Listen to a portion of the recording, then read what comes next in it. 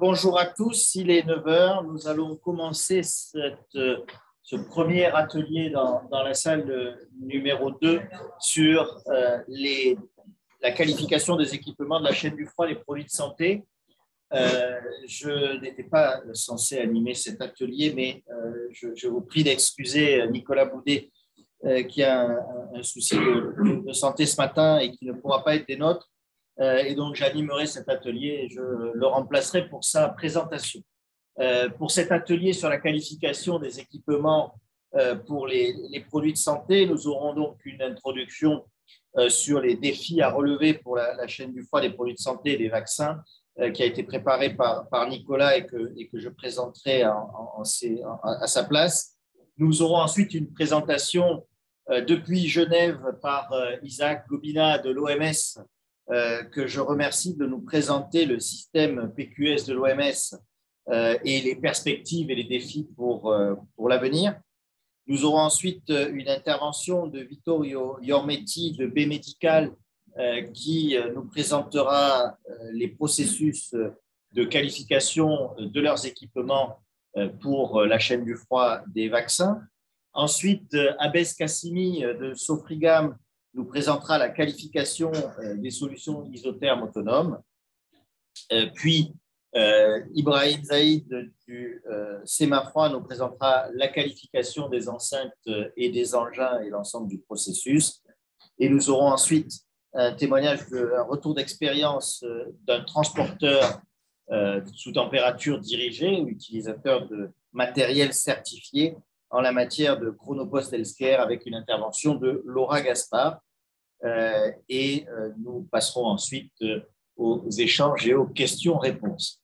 Je vous propose de commencer tout de suite par les défis à relever pour la chaîne du froid des produits de santé.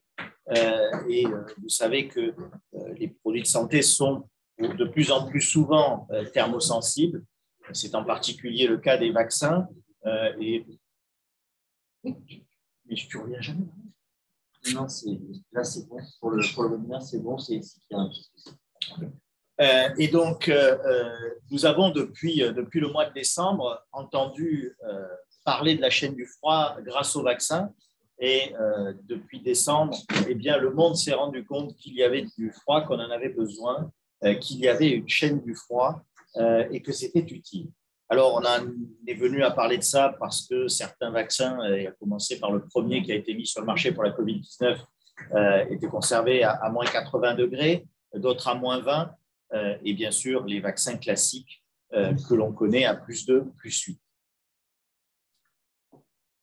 L'OMS a publié un graphique de la sensibilité des vaccins aux températures, qui est très souvent lié aussi aux adjuvants. Les risques de température, c'est la perte de l'efficacité totale ou partielle du vaccin. Tu ne peux pas faire comme ça. Oui, bien sûr.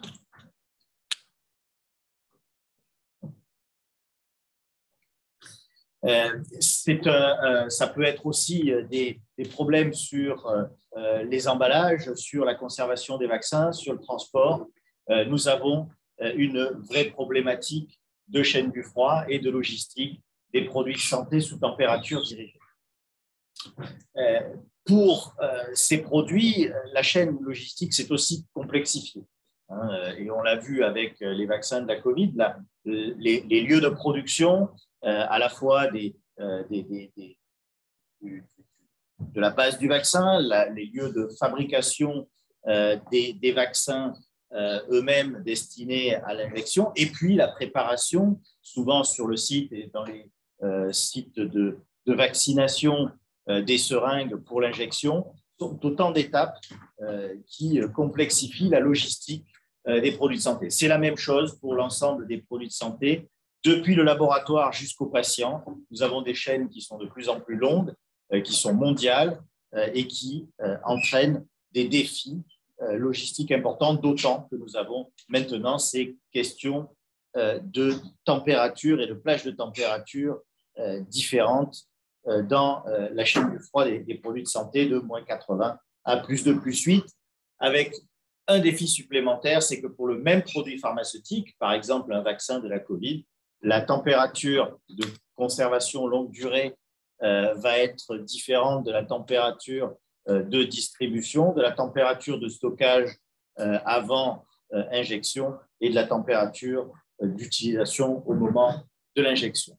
Pour garantir la conformité et la performance de la chaîne du froid des produits de santé en général et des vaccins en particulier, eh bien, il faut s'assurer que tous les maillons sont garantis et fonctionnent. Ça nécessite des essais, des tests de qualification qui sont réalisés dans des laboratoires pour les essais de type et puis sur le terrain pour les qualifications. On va distinguer la qualification de conception qui va aboutir à des essais de type dans les laboratoires. Nous en faisons beaucoup au Sémafroid ici et Jean-François Assier, qui est le patron du pôle formation et qui fera visiter les laboratoires cet après-midi, pilote ces activités avec toutes les équipes de Fresnes, de Bordeaux, mais aussi de la Réunion, de l'Italie, pour faire des essais de qualification en laboratoire pour la conception, puis sur le terrain pour la qualification opérationnelle, la qualification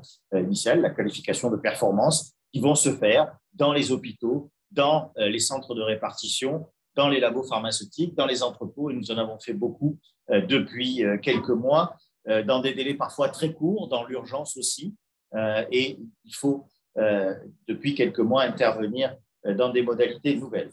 Ensuite, il y a la certification du produit, la certification du service, la certification des personnes, la certification des entreprises qui interviennent, et c'est en particulier le cas avec la certification Certicold Pharma qui a été déployée, et nous le verrons tout à l'heure, dans le transport, bien entendu, mais aussi dans la dispensation avec les pochettes, les sacoches, les emballages qui sont couverts par la certification, mais aussi les meubles ou les armoires de stockage ou les chambres froides, et nous aurons un exposé là-dessus. Il faut aussi de l'expertise parce qu'il faut vérifier que même avec le meilleur matériel du monde, eh bien, s'il n'est pas bien mis en œuvre, on a des résultats qui peuvent ne pas être à la hauteur de ce qu'on attend. Et ça, c'est l'expertise sur le terrain. Nous en faisons régulièrement aussi pour dresser l'état des lieux, diagnostiquer les problèmes ou les anticiper autant que faire se peut. Et enfin, comme je disais, les meilleurs matériels du monde doivent être utilisés de manière optimale. Pour cela, il faut du personnel formé, qualifié, et donc nous accompagnons aussi les gens dans la formation. Alors, la qualification des équipements de la chaîne du froid des produits de santé, eh bien, c'est surtout et depuis un certain temps la qualification des enceintes climatiques, avec une référence en France qui est le fascicule normatif FDX 1540, ancienne norme française NF 1540, équivalente à la norme internationale 60068, et qui est appliquée pour l'ensemble des enceintes. Sur les petits volumes, moins de 2 mètres cubes, on est sur 9 points de mesure avec un certain nombre de critères d'homogénéité, de justesse de la température, mais aussi de réaction aux ouvertures de portes et plus largement aux perturbations. Qualifications qui se font, comme vous le voyez sur cette diapositive, à vide ou à plein, se font sur des armoires réfrigérées, sur des engins de transport, se font à moins 80, à moins 20, à plus 2, plus 8, par des températures extérieures qui peuvent être de moins 40 pour un camion à plus 50 ou voire plus, et qui sont en général des températures de l'ambiance pour une enceinte qui est dans un volume. Ça concerne aussi les emballages de transport avec des normes, la norme NF S99700, norme française sur les emballages qui est en cours de révision, dans laquelle les principaux acteurs qui vont intervenir aujourd'hui sont impliqués évidemment pour la révision de cette norme qui concerne la qualification des performances de l'emballage pour transporter un produit de santé. Nous avons aussi évidemment tout ce qui est métrologie. La chaîne du froid, c'est un équipement qui permet de conserver la température d'un point à un autre, mais c'est aussi la preuve de cette conservation de la température qui passe par des thermomètres et plus généralement des enregistreurs de température. Et pour les enregistreurs de température, il y a une norme qui vient d'être révisée, qui est la norme NFEN 12830 qui concerne la conformité des enregistreurs de température et qui couvre la santé comme l'alimentation. Et puis la norme NF EN 13486, qui est en cours de révision, qui, elle, porte sur la vérification des enregistreurs comme des thermomètres. Il existe aussi un autre type de référentiel de performance des matériels. C'est celui de l'OMS. Isaac Gobina va, en suivant, nous en donner un peu plus de détails. Ce référentiel couvre beaucoup d'équipements. Nous avons l'honneur d'être laboratoire officiel de l'OMS au Sémafroid depuis une quinzaine d'années. Nous sommes très fiers de cette confiance renouvelée régulièrement par les services, les équipes de l'OMS, mais surtout aussi par nos clients, puisque nous avons des clients qui viennent régulièrement faire des essais que ce soit de chambres froides, de réfrigérateurs, de véhicules depuis peu, mais aussi d'enregistreurs, d'emballages et globalement de tous les matériels qui servent pour la chaîne du froid des vaccins. Et puis, après les essais, eh bien, nous avons la certification dont je parlais tout à l'heure, avec Certicold Pharma, qui est une certification de produits, de performance de produits, et qui couvre les engins de transport, les emballages, les pochettes, les armoires, les chambres froides. Et nous rentrerons dans le détail tout à l'heure avec les présentations d'Abès et d'Ibrahim, et puis la présentation aussi de Chronopost Healthcare sur le sujet avec Laura Gavin. Avec cette activité de certification, l'activité d'expertise sur le terrain pour les diagnostics, comme on a vu, et puis l'activité de formation de tous les intervenants, qu'ils soient des utilisateurs, qu'ils soient des décideurs en matière de chaîne du froid, des produits de santé. Je vais donc conclure cette introduction et laisser la parole à Isaac Gobina, qui va rentrer dans le détail d'un de ces protocoles de qualification, qui est à la fois des essais et de la certification, qui est le protocole PQS de l'OMS. Isaac, je te laisse la parole. Isaac, the floor is yours. Thank you, Gerard, and good morning to everyone. So my name is Isaac Gobina, and I'm in charge of the pre-qualification of cold chain equipment within the WHO Department of Pre-Qualification in Geneva. And by the way, I have my colleague, Paul. Maybe you can just say hi. My colleague, Paul, is also in attendance. Paul? Good morning, everybody. Bonjour. Okay, so I'm going to talk to you about the WHO PQS process, how it works, and the challenges for the future. Next. So what do we do? Actually, it's good to note that we do both pre-qualification and also standards development.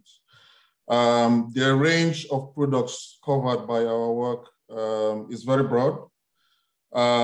We have cold rooms, refrigerated vehicles, which is new. We actually had our first refrigerated vehicle last year.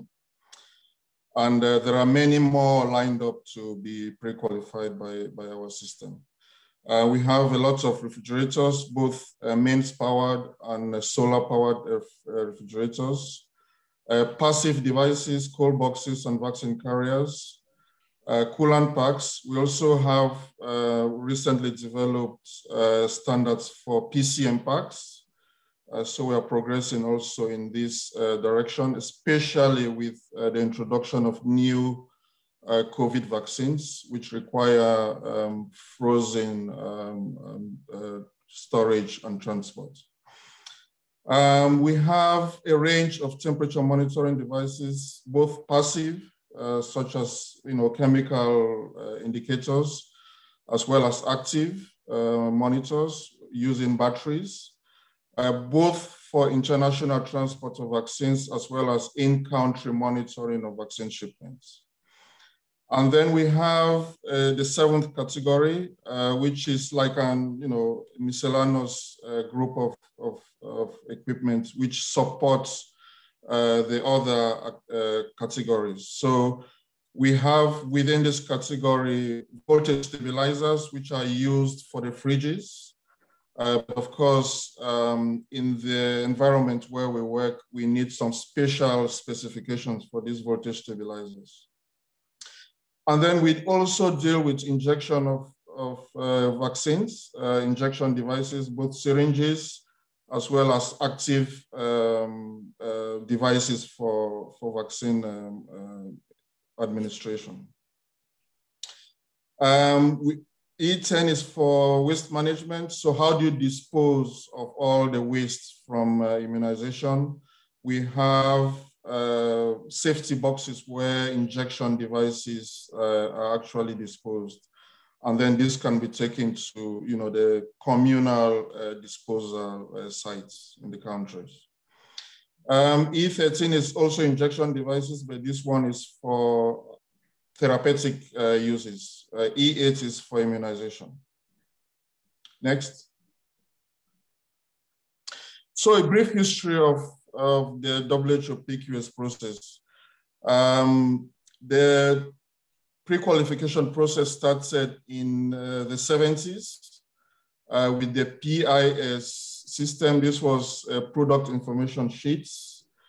It was done in conjunction with UNICEF Supply Division.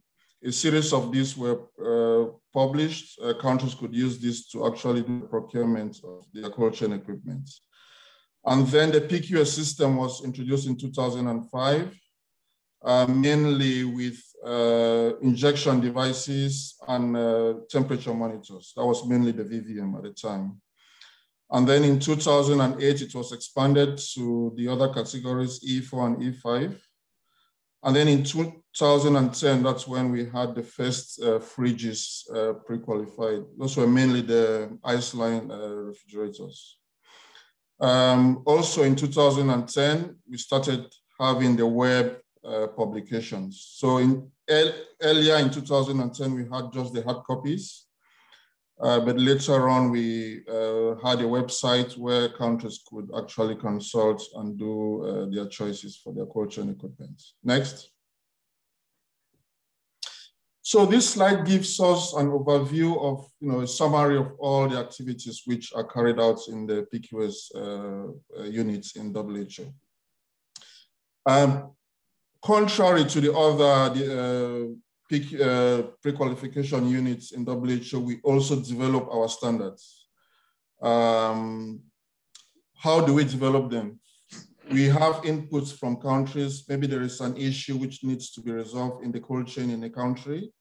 We will identify a possible solution and then draft a specification to resolve this issue. And then this draft specification will be sent out to the industry. If it's a fridge, for example, we'll send it out to fridge manufacturers. But generally, we send it out to all our pre-qualified manufacturers. That industry review will provide inputs for us, and then we'll do a second review. It's good to note that we have a PQS working group, which is made up of cold chain engineers, as well as people who work in countries. So there's a diverse group of people who review all our draft specifications. And then the industry inputs will be reviewed. And then a second draft will be sent back to the industry for a second review. Usually after the second review, we are ready to publish. End to end, this spec development process takes on average 9 months. But for the coronavirus specifications, for example, we had to fast track due to the urgency of the activity. Then the step 2 is actually where we review the submissions from potential candidates. Usually the main important document here is the lab tests. SEMAFRA is one of the labs which have been accredited by WHO, but there are several labs all over in Europe. There's one in Denmark. There is another one in Greece. There are labs in India. There are labs in Africa. There are labs in North America. So we are covered all over the globe. So this lab tests and other documents in terms of the quality assurance of the industry, the ISO certificates, the registration certificates of the industry, of the company, will all be reviewed by a panel of external reviewers. So it's not just WHO, but we also have external independent reviewers who look at these documents. And then they determine whether the application actually meets our requirements. If the product is approved, then it's listed on the WHO website.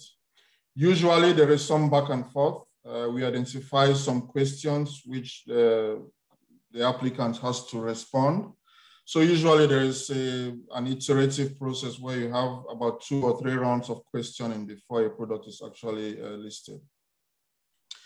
Once a product is listed, we expect that UN agencies and governments will procure it and countries will be using it. But once the products are in the field, we also, the work doesn't stop there. We expect to get feedback on how these products are performing in the field. For fridges mainly, it's how well the fridge is maintaining the temperature. For the post-market stage, we have a series of instruments which we use to get information from the field. The first is the annual review, where all manufacturers report on what has happened to their products in the field for the past 12 months. And the most important aspect there is the complaints that have been received and the CAPA, so the corrective and preventive action which the company has taken to resolve that issue. But we have also recently set up a post-market monitoring pilot in 4 countries where we monitor products in Sentinel sites.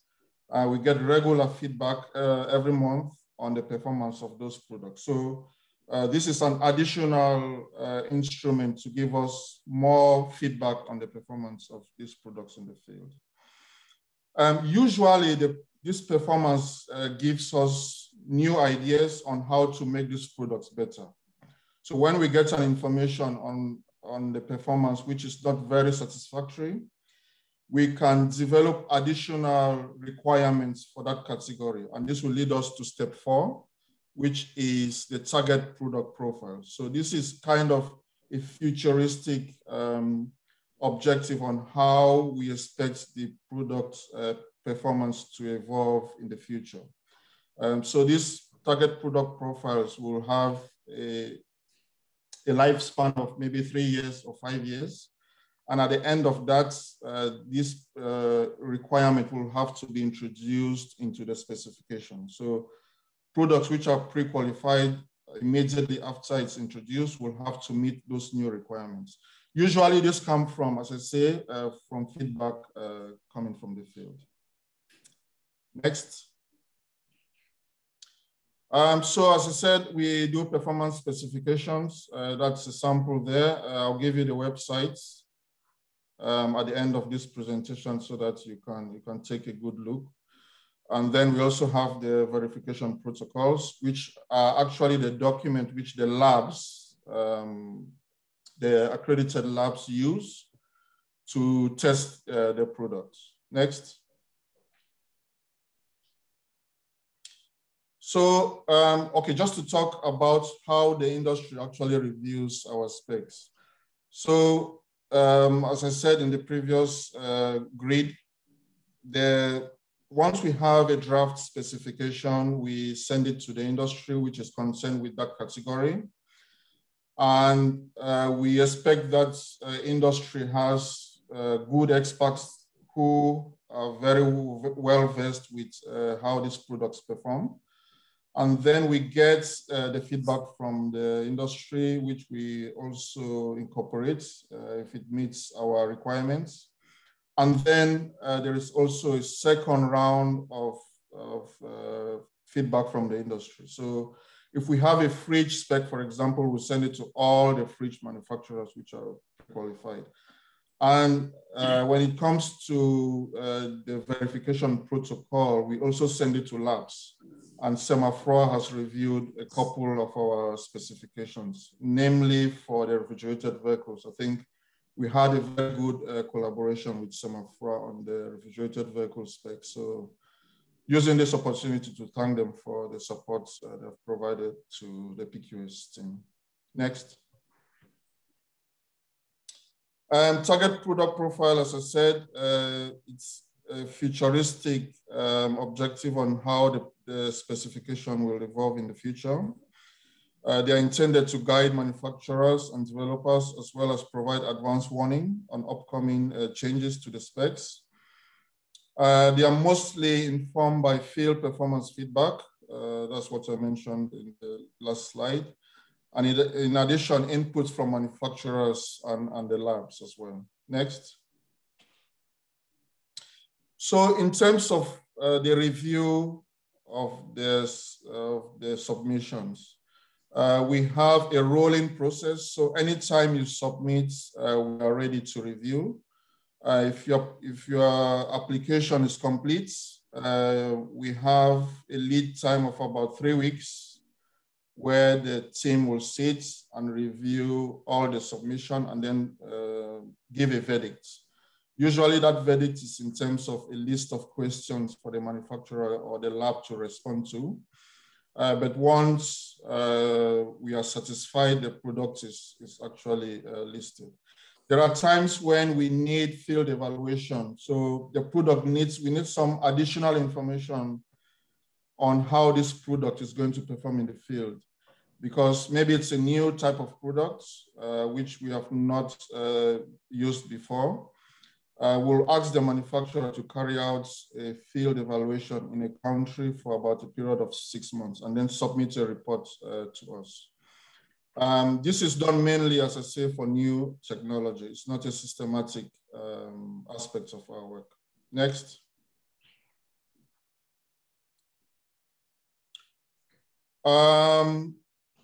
So product dossiers are currently submitted online. This is a bit old, that's 2020, but we expect to have the online submission at the end of this year. So there's been a bit of delay since I did this slide.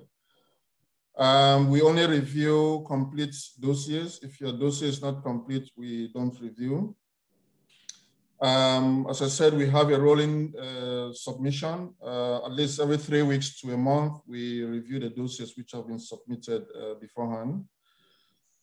There is a team of independent evaluators who do the review in addition to WHO. Next. So for field evaluation, we expect to get crucial information on the performance of the product which has gone to the field. If we have a new type of fridge, let's say a fridge which works on a new type of foil, we expect to know how the users will react to it. So that's why we do field evaluation.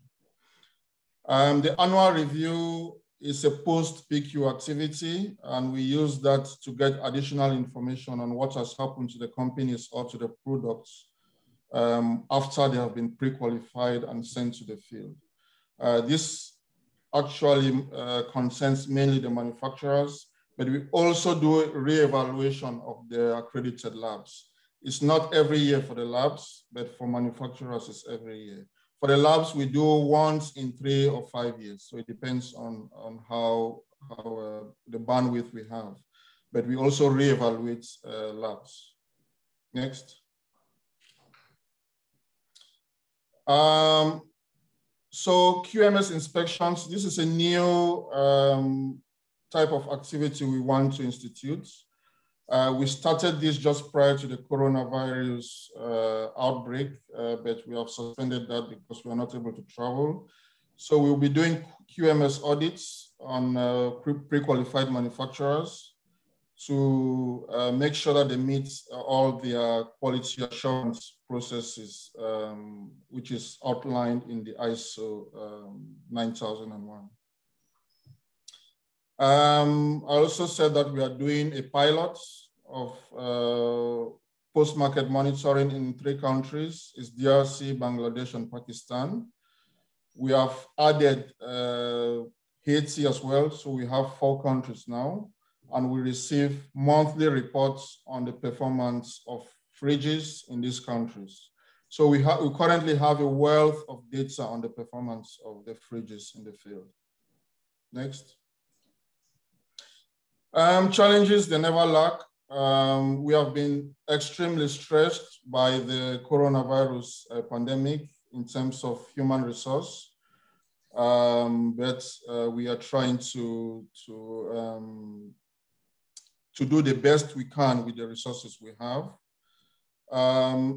It's also important to note that this is currently a very limited market because it's mainly low and middle income countries who comply with procurement of equipment which have been accredited by WHO. Increasingly, developed countries have been interested, and we hope this market will grow in the future. The coronavirus pandemic has actually opened the eyes of many countries to the importance of the work we are doing. And so we think in the future, this area is going to grow much bigger, and it's going to be a bigger market for the benefits of the world. Thank you all for listening. Ready to answer your questions at the end. Thank you. Thank you very much, Isaac. We are a little bit late, and the question session is planned at the end of the workshop. So I invite Vittorio Iormetti. J'invite maintenant Vittorio Iormetti à présenter la vision d'un fabricant B-Medical sur la qualification, le processus de qualification de ces équipements. Vittorio Iormetti, c'est à vous. So bonjour, good morning, everyone. First of all, I would like to thank Semafroid to invite me to speak in this interesting and captivating workshop. My name is Vittorio Iormetti. I'm actually from Italy, obviously, and head of cooling and testing in B-Medical Systems since 2017 already. So it's been 4 years that I'm working in this sector, in this industry. And it's been a pleasure. It's also, I mean, like super interesting what has been developed and discovered recently, right? So I would like to show you some historical paths of the company, and then we go through some slides related to the product and process certification that we do in B-Medical Systems. And last but not least, I would like to show what is, let's say, our what does it mean our partnership with Semafroid. So B-Medical System is basically the global, global. We would like to be there, but we are one of the global market leader in vaccine cold chain. The company, as you know, is based in Luxembourg. Was founded in 1979 when basically WHO approached the Swedish manufacturing giant Electrolux to provide a solution to basically safely store and transport the vaccines around the world. In 2001, the company became Dometic, a division of the Dometic Group. And in 2015, Nevis Capital Partners took over the company from the Dometic Group. Since September of that year, of 2015, the company changed name in B-Medical Systems. More recently, 2019, the company opened basically its subsidiary in Noblesville in the US. So we started to expand our facilities in the US, and more recently in India in 2021. So this year, we opened the B-Medical Systems India and started our operation over there. So across the 3 major business portfolio, vaccine cold chain, medical refrigeration, and blood management solutions, the company actually currently offers over 100 products. we are extremely honored to work for and with some important organizations such as UNICEF, WHO, World Health Organization, Gavi, the Red Cross, multinational companies, and military organizations, and for sure, obviously, governments. As one of the leading players in the vaccine cold chain, basically in the past 40 years, B Medical Systems provided medical equipment to support its partners in vaccinating more than 350 million children all around the world. So it's quite impressive our presence, our impact on the vaccination industry. Next, please. All our products are certified medical devices. Basically, our products have certifications in Europe with a new medical device regulation, in the US through the FDA, and obviously WHO PQS. We are one of the first play in the world to receive the new MDR in Europe for our products across medical refrigeration and blood management solutions. All the products are designed with a specific focus on ensuring the best storage and transport conditions for our customers. And our products are also designed with the state of the art. And since I'm head of cooling, with an efficient cooling technology to provide some of the best energy consumption in the market. What does that mean? Means that basically with all these features, you eventually ended up having a low total cost of ownership of the product.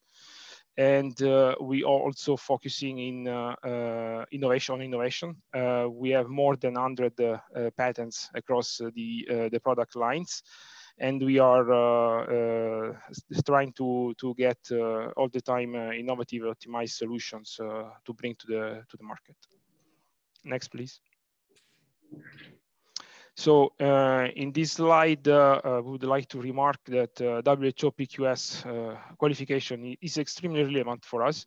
We have business in more than 130 countries and installed more than 500,000 units in these countries. Our products are everywhere. So in the deserts of Africa, on the islands of Indonesia, ranges in Afghanistan. So this means the units are not working in easy conditions, but in very harsh environments.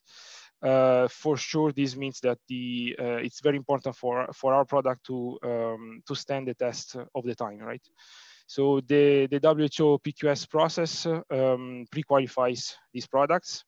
And so the countries and the agencies that are going to purchase these products are assured that our products is suitable for these conditions to immunize the vaccine.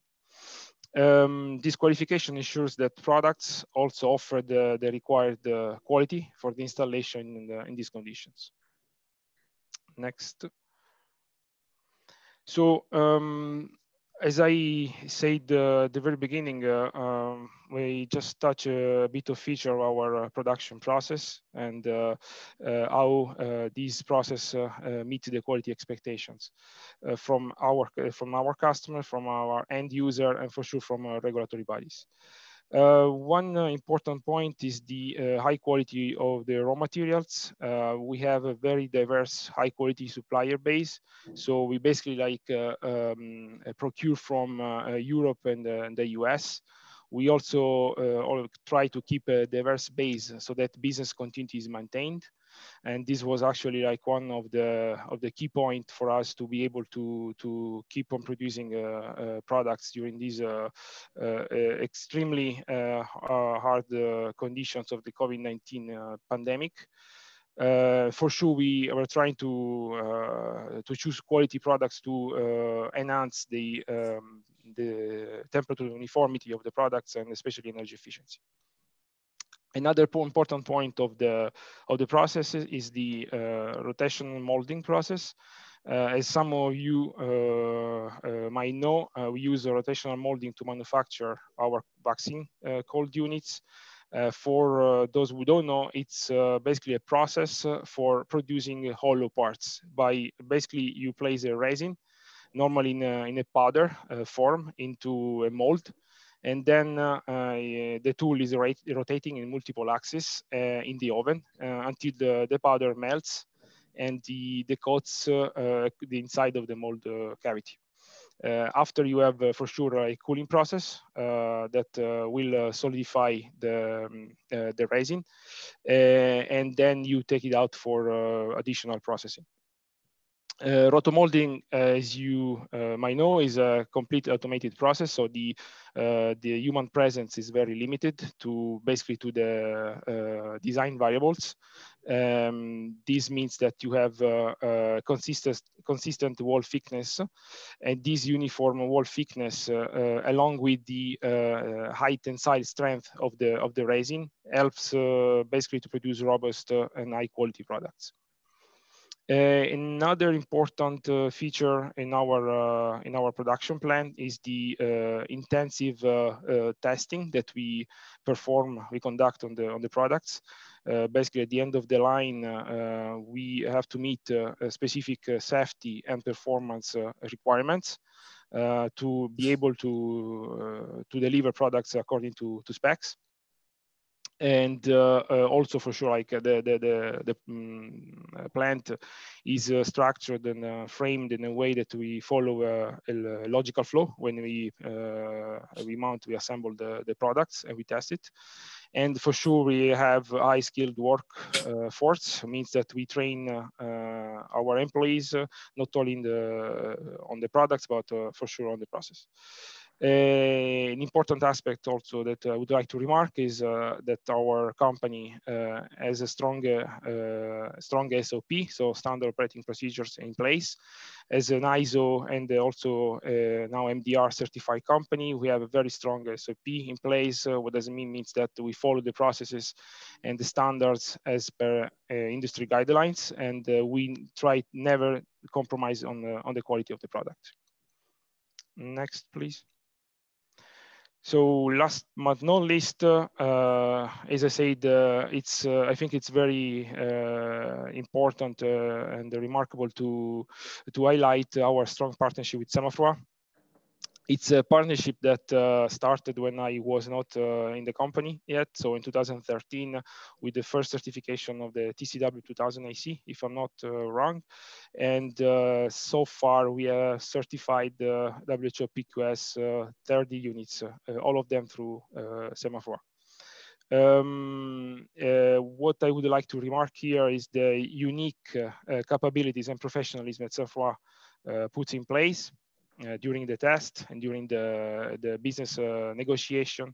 Also, like it's very important to remark the technical support, the continuous technical support the engineers from Semafroid provide to also like suggest technical solution to potential issue that we have during the test.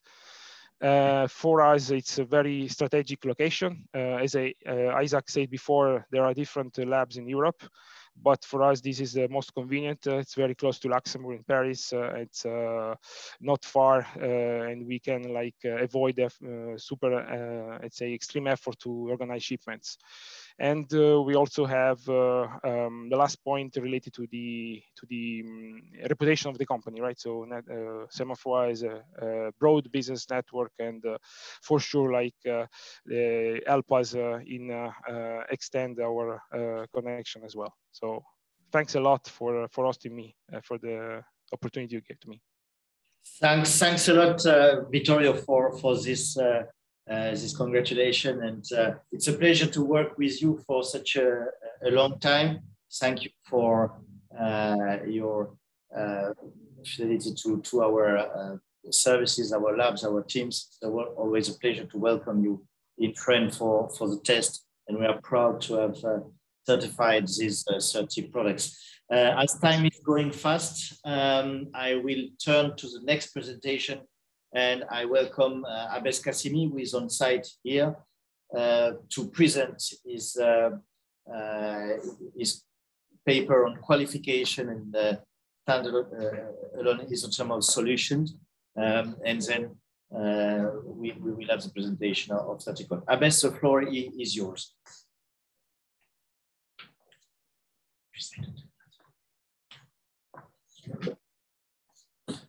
Bonjour à tous, bonjour à toutes.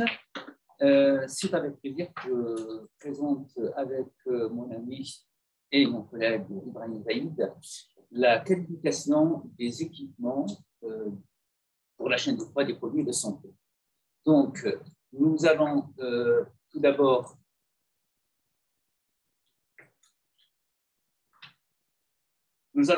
présenter le contexte de la qualification des équipements de la chaîne de froid.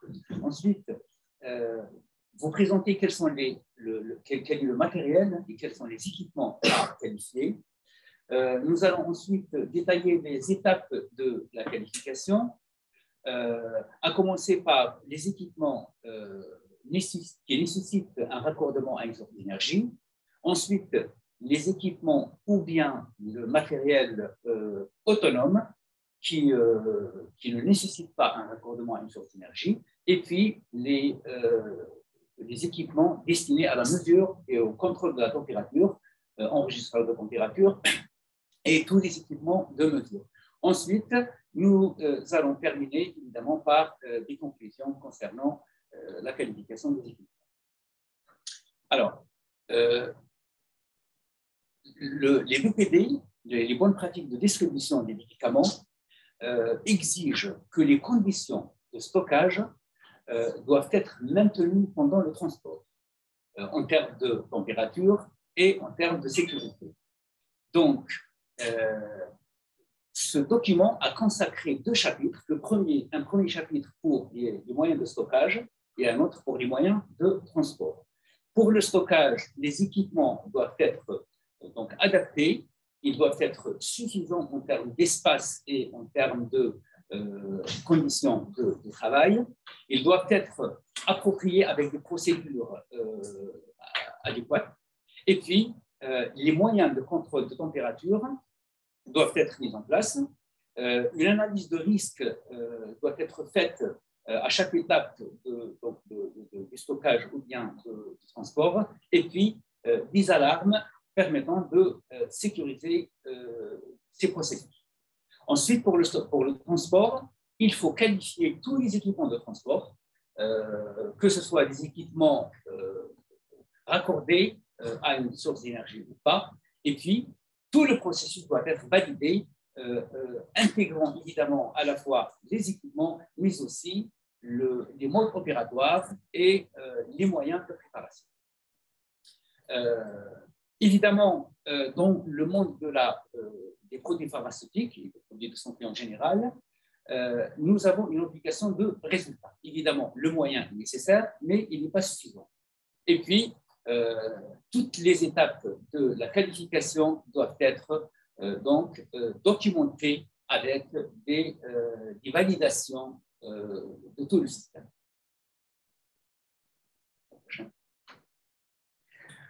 Quels sont les moyens qui sont concernés par la qualification? Nous avons les moyens de stockage, les chambres froides, les enceintes climatiques et thermostatiques. Nous avons également les conteneurs utilisés aussi pour le stockage. Pour les moyens de transport, nous avons les véhicules et également les équipements autonomes qui ne nécessitent pas une source d'énergie, type emballage, petits conteneurs ou autres systèmes isothermes. Et puis, les enregistreurs de température également doivent être qualifiés. Je laisse la parole maintenant à mon ami Ibrahim pour vous parler de la qualification des équipements raccordés à une source d'énergie. Merci Abbas pour cette première partie. Dans tout ce qui est qualification, on va avoir différentes qualifications. Donc, on va avoir la qualification, la QC, qui est la qualification de conception. Ensuite, on aura une installation qualification qui est la QI, la QO qui est la qualification opérationnelle et la qualification de performance, et ainsi que la maintenance qui est la qualification de la maintenance. Donc, l'ensemble de ces qualifications ont des essais spécifiques, des démarches, de la documentation spécifique que doivent avoir les laboratoires pharmaceutiques, transporteurs, pour tout type d'équipement choisi. Donc, quand, par exemple, sur un type d'équipement, on va vérifier, lorsqu'on réalise les essais, la vérification des paramètres. On va également voir la température de stabilité, qui est stabilisée. Par exemple, quand vous avez un véhicule pour le transport de vaccins, vous allez avoir une température de 5 degrés plus ou moins 8. D'autres transporteurs choisissent d'avoir une température plus resserrée qui est de 4 plus ou moins 2. Donc, chaque qualité de température qui est souhaitée ou dans lequel on peut utiliser le moyen d'équipement qui est le stockage, véhicule ou autre, on va avoir sa qualification. Pour cette qualification, on va faire une homogénéité en température, donc, qui va en fait donner la conformité pour les chambres froides, les véhicules, les enceintes réfrigérées pour le stockage des vaccins, quelle que soit la température de conservation. Donc, cet équipement, en fait, par exemple, on va avoir l'ensemble des essais, on va avoir une performance de qualification et une qualification opérationnelle qui est réalisée par un laboratoire pour pouvoir en fait démontrer que l'équipement est conforme par rapport aux spécifications demandées.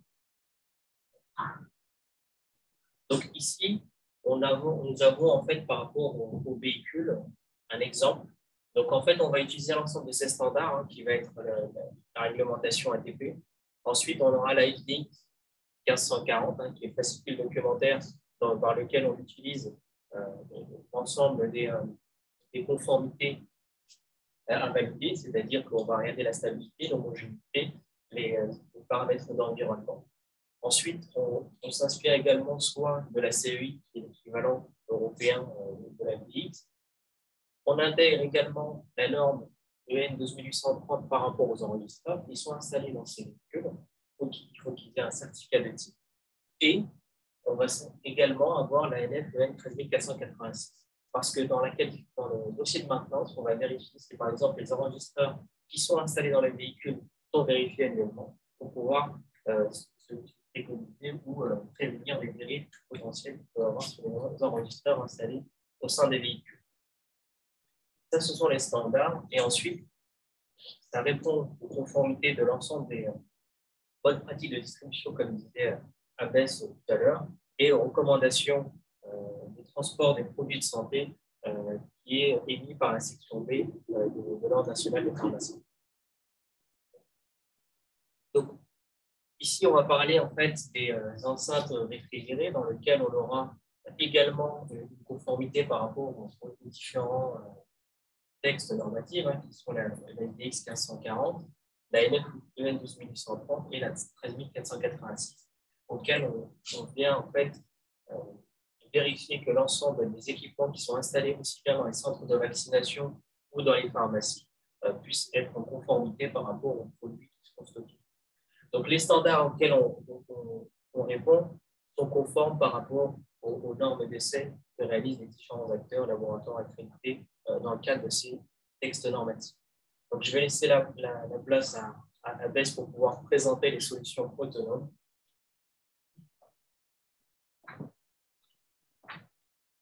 Donc, quand on parle d'une solution isotherme autonome ou bien un système isotherme autonome, et principalement tout emballage ou bien toute caisse ou autre système composé par des parois isolantes. Donc, l'isolation est le premier élément qui constitue la solution autonome.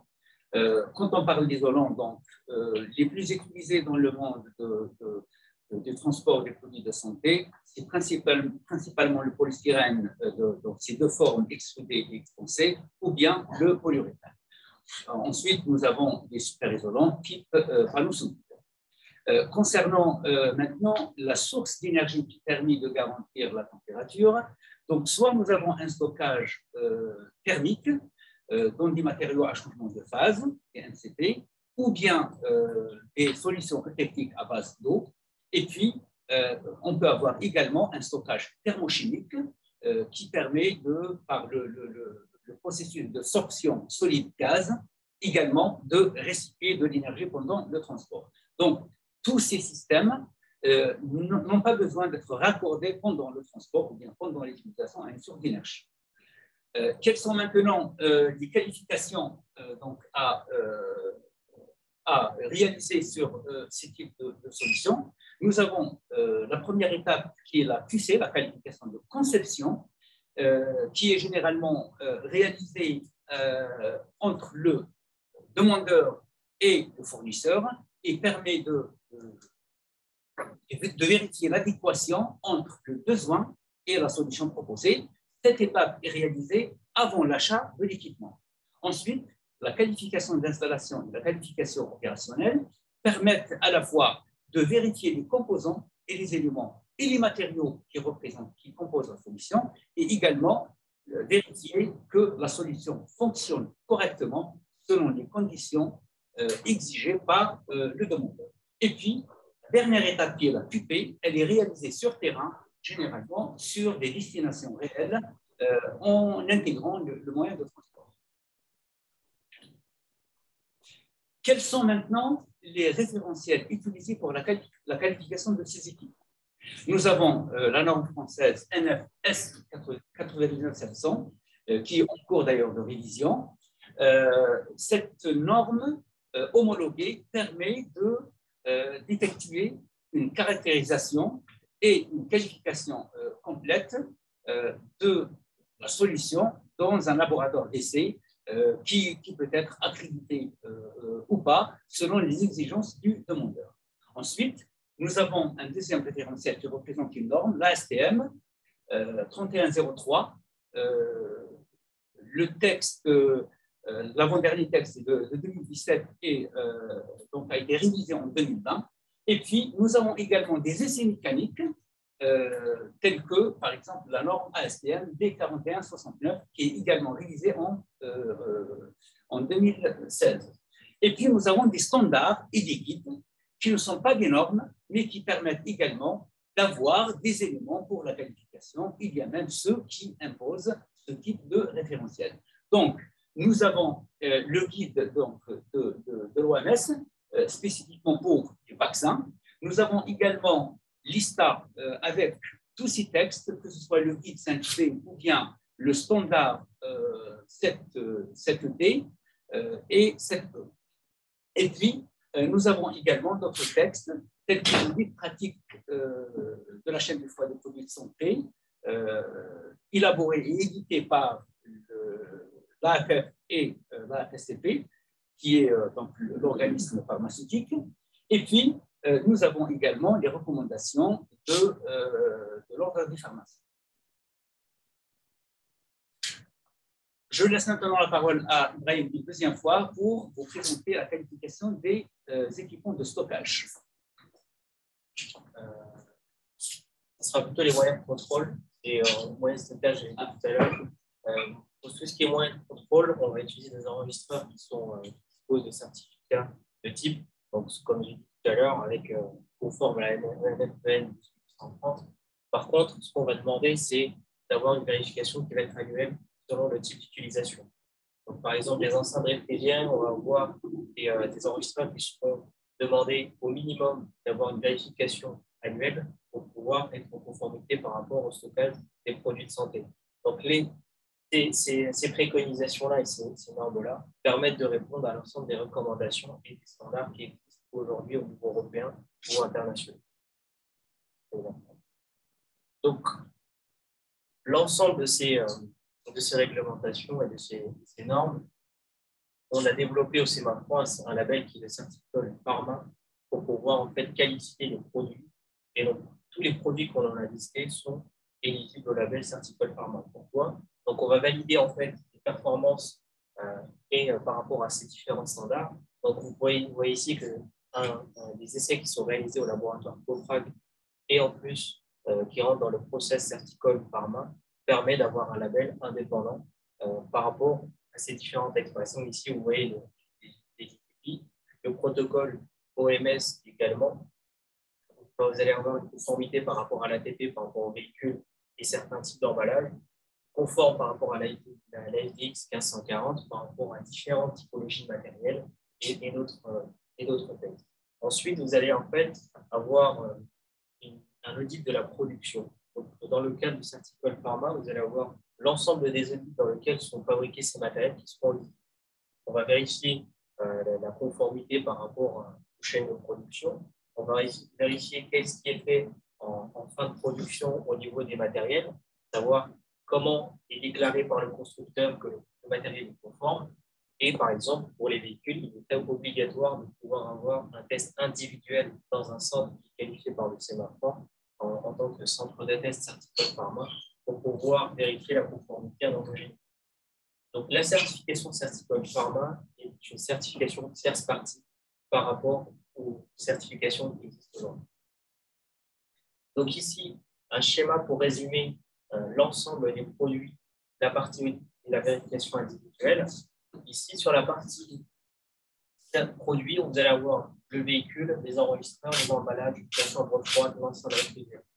Donc, l'essai de type est réalisé par le sémaphore selon l'ensemble des normes existantes que vous avez vues précédemment. Il faut savoir que le laboratoire du sémaphore est avec des contrats par rapport à ces activités. Ensuite, la partie certification va intervenir sur les audits sur site, dans les usines de production. Ensuite, vous allez avoir une vérification individuelle qui est faite en centre de test selon le type de matériel. Donc, pour des meubles de vente, il y a un schéma de certification spécifique, mais par contre, pour tout ce qui est véhicule, enceinte réfrigérée, chambre froide et ces matériels-là, on exige une vérification individuelle. Donc, comment vous pouvez reconnaître qu'un matériel est labellisé? Vous avez le logo Certicol Pharma et vous avez un marquage individuel avec un certificat et une attestation individuelle de chaque équipement et auquel vous pourrez bientôt pouvoir avoir via le flash, le QR code d'attestation. Donc, en conclusion, on peut dire que chaque matériel doit être qualifié pour pouvoir utiliser, donc avec une obligation de résultat, dans lequel on va pouvoir en fait répondre à l'ensemble des différentes qualifications que l'on a vues, hein, la QC, la QI et la QO. Ensuite, on va valider ces performances avec les tests individuels pour les véhicules, avec l'ensemble des qualifications individuelles de chaque matériel. Et une fois que l'on a fait cette qualification de performance, il faut obligatoirement avoir une qualification de maintenance dans le temps pour pouvoir avoir un équipement qui est conforme par rapport au stockage de produits de santé ou au transport de produits de santé. Donc, et le fait d'avoir, en conclusion et pour terminer cette présentation, une tierce partie qui vient vérifier l'ensemble de ces actions, aussi bien en termes d'essais que d'audit de constructeurs, pour pouvoir en fait pour répondre aux différentes qualifications que l'on a présentées. Merci à vous. Merci Abbès et Ibrahim pour cette présentation et pour terminer notre atelier, avant de passer aux questions-réponses, je vais passer la parole à Laura Gaspard de Chronopost Healthcare qui va nous faire part de son retour d'expérience de transporteur frigo utilisant des solutions qui sont certifiées. Laura, je vous laisse la parole. Bonjour à tous. Est-ce que vous m'entendez bien? Très bien. Bon, très bien. Donc, bonjour à tous et merci pour cette invitation. Donc, en ce qui concerne l'intervention, ce que je voulais partager avec vous, c'était finalement comment le label Certicold nous aide, Chronopost Healthcare, à respecter les exigences des bonnes pratiques de distribution, donc applicables aux transporteurs. Et vous verrez que ça passe notamment par l'utilisation de véhicules sous température dirigée qui sont labellisés Certicold, donc pour le transport des produits de santé sous température dirigée que l'on nous confie. Donc pour ma part, je suis Laura Gaspard, responsable qualité et conformité de la santé chez Chronopost Healthcare. J'ai en charge, ce qui paraît logique vu l'intitulé de poste, de la partie démarche qualité, mais aussi conformité, donc respect des exigences aussi bien normatives que réglementaires pour le transport des produits de la santé. Et ce qui est peut-être moins évident, mais qui rentre aussi en ligne de compte, j'ai en pilotage toute la partie pôle métrologie, puisque nous avons un laboratoire de métrologie interne chez Chronopost Healthcare. Donc, je gère aussi cette partie-là, puisqu'elle fait partie pleinement de la conformité au référentiel réglementaire. Donc, si je devais résumer cette intervention en une phrase, ce serait dire qu'un processus de qualification robuste des équipements engagés sur l'ensemble du parcours est un maillon essentiel du respect de l'intégrité thermique des produits de santé jusqu'aux patients. C'est vraiment fondamental. Donc, je vais aborder les différents thèmes. Alors déjà, Chronopost Healthcare, qui sommes-nous? Que faisons-nous? Alors, je pense que Chronopost, ça parle à un grand nombre. Donc, Chronopost, aujourd'hui, c'est le numéro 1 français de la livraison express de colis jusqu'à 30 kg, alors à la fois en 2B et en 2C. Et Chronopost opère une prestation de transport de produits de santé depuis 2005, hein, donc ce n'est pas récent, il y a déjà une expérience assez forte sur le transport de produits de santé. Ça fait 16 ans. Et nous avons choisi pour démontrer notre respect des bonnes pratiques de distribution, puisque du coup nous sommes soumis aux bonnes pratiques de distribution, nous avons choisi d'être certifiés selon le référentiel Certifa. Donc, voilà, nous devons respecter ces 2 typologies de référentiels. Donc, notre prestation de transport historique de produits de santé, eh bien, c'est en réseau, je dirais, sec et en froid passif. La température dirigée, finalement, c'est assez récent chez Chronopost Healthcare. On a commencé à opérer cette prestation de transport en 2016 avec le rachat de l'entreprise Biologistique qui était alors spécialisée plutôt dans le transport des produits issus de la biologie. Voilà. Donc, cette transformation, cette conduite du changement s'est amorcée il y a environ 5 ans. Et la division Healthcare de Chronopost a été créée l'année dernière, donc voilà, tout récemment.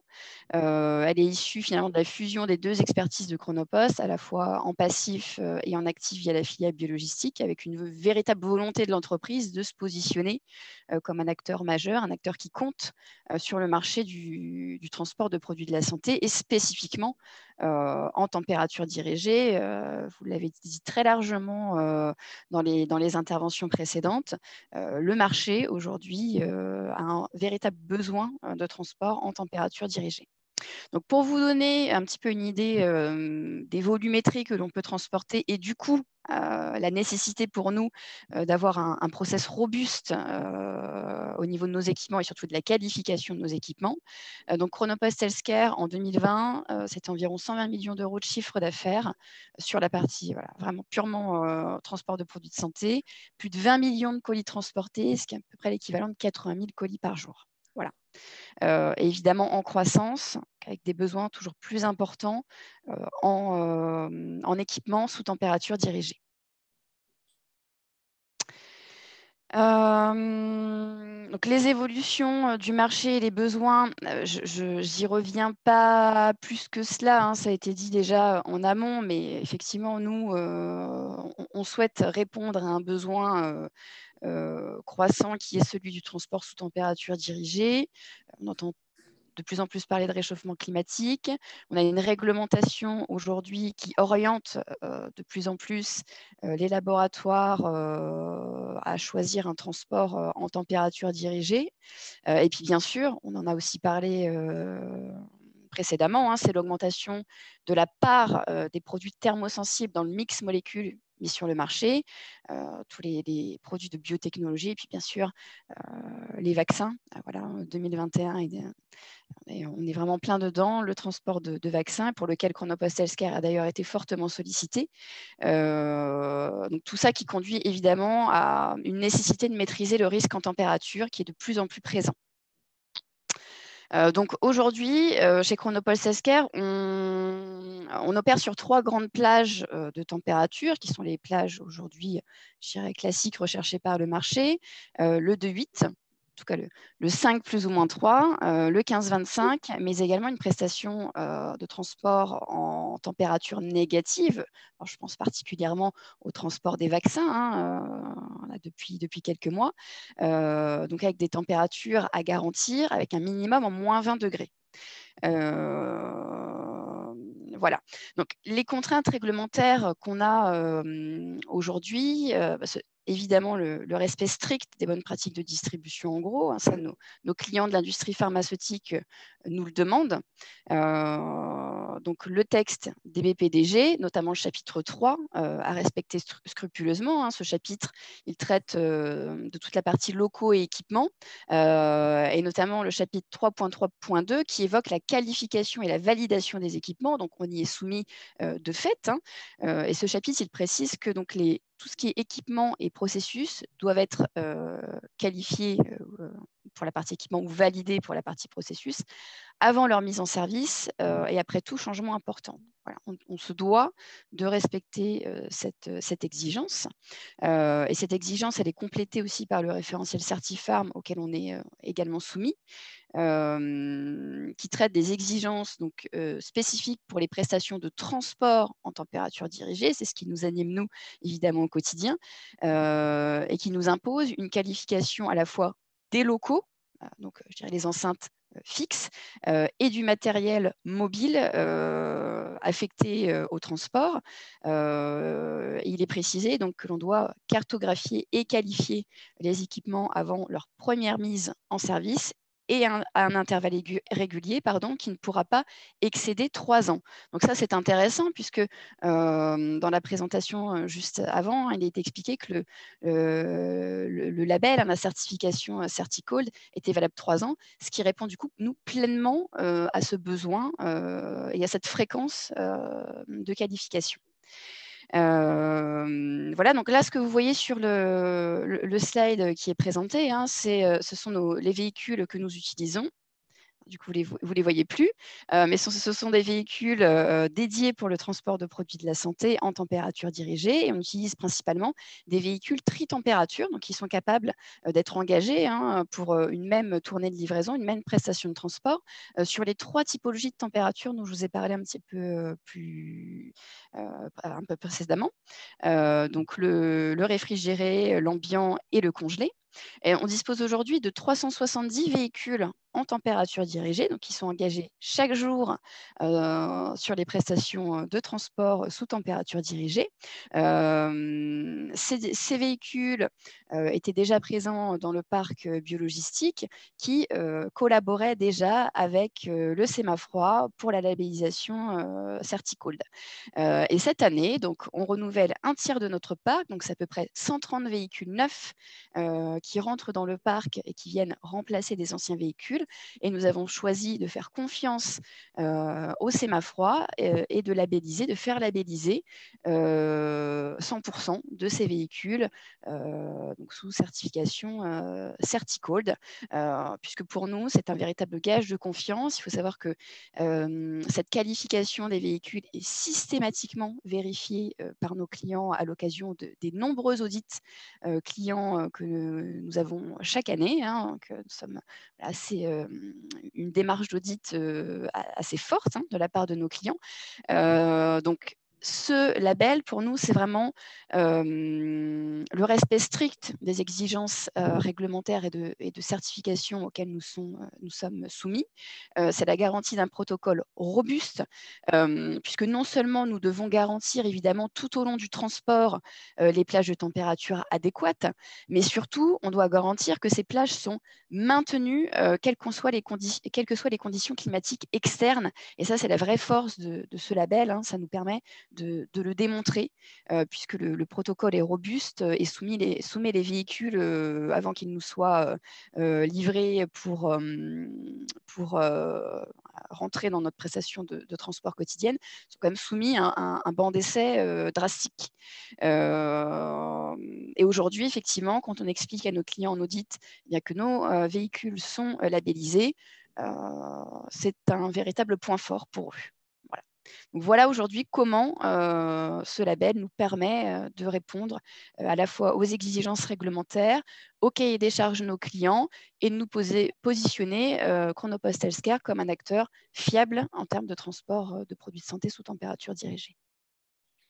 Merci beaucoup Laura pour ce témoignage et pour ce retour d'expérience sur le label Certicold Pharma qui est le fruit du travail de tous les professionnels Le Semafroid n'est que le modeste chef d'orchestre de ce projet, mais c'est un projet qui a mobilisé depuis 15 ans maintenant tous les acteurs, les fabricants, que je remercie pour leur investissement, mais aussi les utilisateurs dont vous êtes et qui témoignent de l'intérêt de la démarche, les experts qui sont autour de la table, mais aussi les administrations, les autorités de contrôle qui nous ont accompagnés, et puis globalement le client final, puisqu'on est dans une chaîne où il y a plusieurs niveaux d'utilisateurs entre le transporteur, mais aussi votre client final, qui va être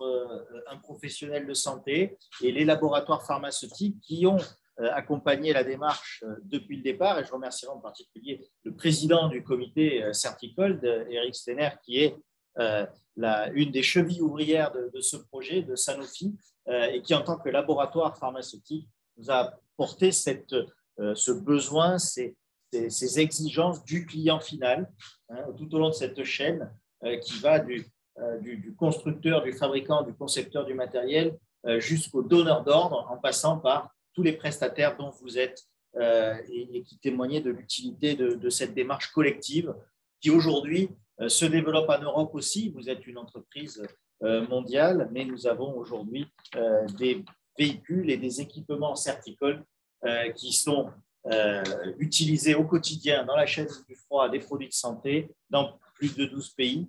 Et ça, c'est aussi un succès collectif. Je vous propose de passer aux questions-réponses. Est-ce que nous avons des questions dans le chat? Non. Alors, est-ce que parmi les participants, il y a des questions? N'hésitez pas, vous pouvez allumer votre micro, je crois. Oui, vous pouvez allumer votre micro si vous avez des questions sur le sujet.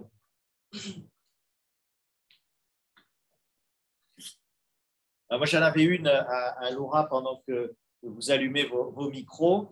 Est-ce que aujourd'hui, Chronopost Healthcare envisage de déployer le label Certicold Pharma dans d'autres pays que la France?